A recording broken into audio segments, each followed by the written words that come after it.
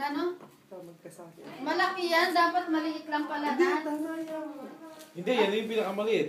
Tsaka Ano, nakalagay sabi niya, for a new breed. Ah. Buhay yun ay kape mo. Opo. Cute ng laro yan talaga. Hershey. Pinagkaguluhan siya sa loob ng Walmart. Hindi nga. Buti na ipasok nyo. Oo, tapos sabi pa nung nagtitip, so cute. He's not allowed to. Hindi daw allowed doon. Bawal talaga. Bawal nga, kahit naman sa Hershey. amin, bawal yan eh. Hershey. Tapos, So busy. paano yun na ipasok? Wala. Sabi ko, pasok mo. We pretend we don't know.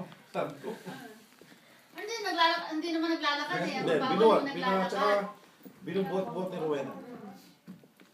Pagkagulong din pala yan kayang Walmart. Gagawin na yung Walmart.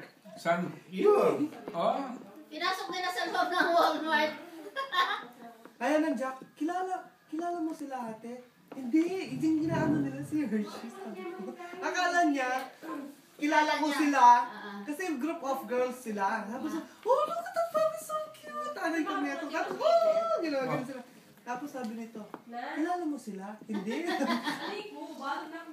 Oh, it has a flavor inside the bone. Yung flavor. Ate niya. Tikman natin. Man nyo kasi. At least maganda yan. Titigil na siya. Wow, napapalayin niya eh. Kesa itang kain. Oo, dapat may ganyan. May, parang Peter yung parang sa... Inispread naman yung pitis na lemon. Mami, kayo makalulok kay Charlie. Wapi ni Charlie. Ganyan. Ganyan, po si yeah, Charlie. ganyan, ganyan. Ganyan siya humiga. Pinapalamigan yung bayag niya. Look at his tail.